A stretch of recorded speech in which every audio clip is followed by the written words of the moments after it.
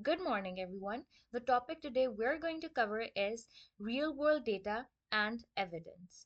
I will be starting off today's lecture with a question that if a drug works perfectly in a lab, does that mean it will work perfectly in real life too? Let's discuss it. The first thing we have here is the zoo versus the jungle. Let's understand the context of it. Think of a clinical trial as a zoo. It is a controlled environment where the diet, the temperature, the schedules are strictly managed. It tells us that how the animal, like the drug, behaves in captivity because it is a customized medium we're taking it in, we're keeping it in, right?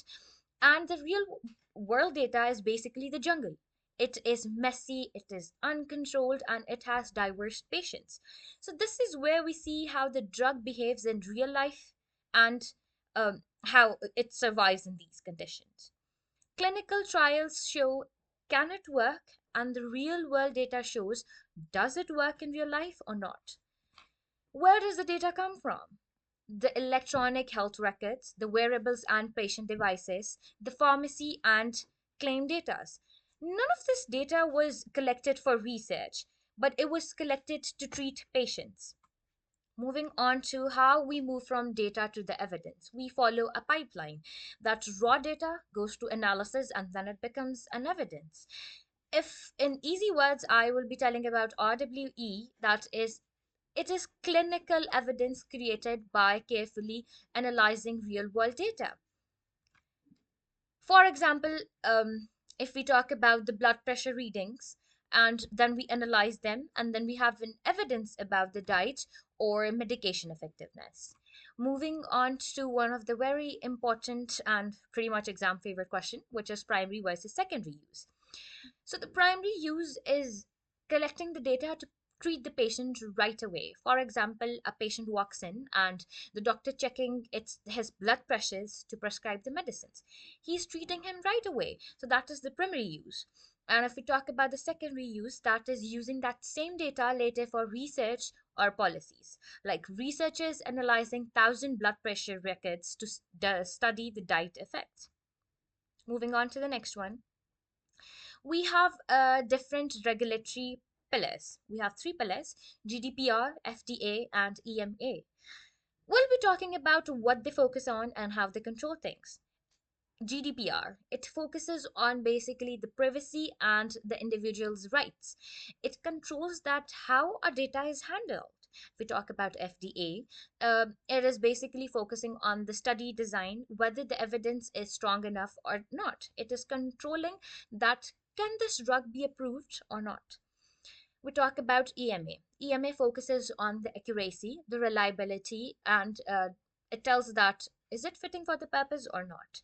So if I conclude three of them, I will be saying that GDPR protects people, FDA approves the product, and EMA checks the data quality. GDPR, know your data, pretty much important. Personal data. What is personal data? Any information relating to an identified or identifiable person, like his or her name, their IDs, their genetic data, that is your personal data. If I talk about the pseudonymized data, the data where names are replaced with the codes, like it is still personal data because the key exists to re identify that member or the person. Let's talk about the anonymized data.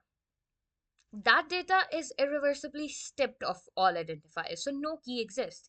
It is not considered as personal data under GDPR. We have special categories like health, genetics, and biometrics. Their requirements are just extra safeguards, your DPIA, which is Data Protection Impact Assessment. We will be talking about GDPR. Is it legal or not? So we'll be discussing three things to prove it legal.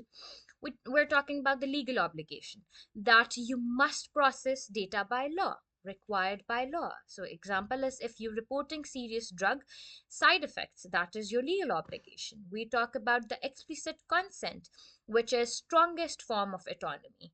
If the patient has said yes, so that is a strongest form of autonomy, right? Then we talk about the public interest. Research for society's benefits requires safeguards. For example, pandemic research. If we think about the COVID research, it was for the benefit of the people, right? So, ethical research is legal and it is justified. Next, we will be talking about the transparency, calling your shot. We have a problem. When you analyze your data backwards, it's easy to cherry pick good results. So, FDA came up with a rule that that protocol. You submit the protocols, you do the statistical analysis plan (SAP), and before looking at your data. So we will look at billiards. Like in billiards, you must call which pocket the ball will go into before you shoot. You can hit and then say, I meant to do that. So if I conclude that, that would be basically you must call the pocket before you shoot.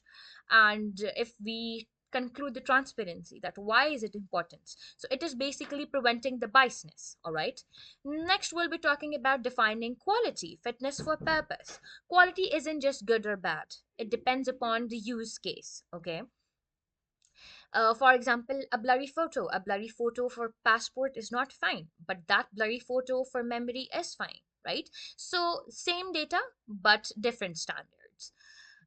We will be talking about 5 dimensions here. I'll be taking one by one. Core matrices. Is that accurate? For example, did the patient really have fever? Moving on to the extensiveness, is there enough coverage? Like, is there enough data? For example, full year versus 1 month data. And then comes the coherence. By the name, it is pretty clear that there should be coherence in that. There should be sense, making sense with the data. Data saying a patient is male but pregnant. That is incoherent because a male patient cannot be pregnant, right? At least in biological terms. Moving on to the context matrix. That comes timeliness. Is the data fresh? Old data may not be applied to the new viruses. For example, we saw in COVID-19 pandemic that the researchers came up with a new antidote. They didn't ask us to use the polio antidote or the polio vaccines for the COVID-19, right? So you cannot use the old data for the new viruses. And there comes the relevance. That is the most important. It should be clear that does your data answer the question, because perfect data is useless if it's irrelevant. Moving on to what determines quality, we have three things: foundational, intrinsic, and question specific. Foundational is where we'll be talking about the systems, the softwares, and collaboration. In intrinsic, we'll be talking about the dataset structure, the missing values, and the formatting errors. And if I talk about the question specific, we will be using the case matters the most. So even clean data can be low quality for the wrong question. Here comes the common pitfalls in RWE. We have different traps. We have missing data that real life has no schedule, patient miss visits. We have linkage issues. We connecting the pharmacy to the hospital data is messy and prone to error. And then we have the global variability that doctors in France treat differently than in US, because obviously there comes the culture barriers, there comes the education barriers. Every country have their own ways of treating the problems, and we have solutions. Pre-specification, that is define protocols early to avoid the biasness. Then we come up with the standardization, which is basically verify the standard of care practices across the sites. We come up with the data cleaning, use robust methods, that is a statistical method, to handle the missingness. Okay, and the next thing we have is ethical imperatives, basically introducing the social license to you guys again. Just because we can use the data doesn't mean that we must use it or we should use it, right? The key risk we can encounter would be the loss of public interest. We will have the patient resistance. So the emerging solution for this is federated learning. Okay, we learn from the data without moving it.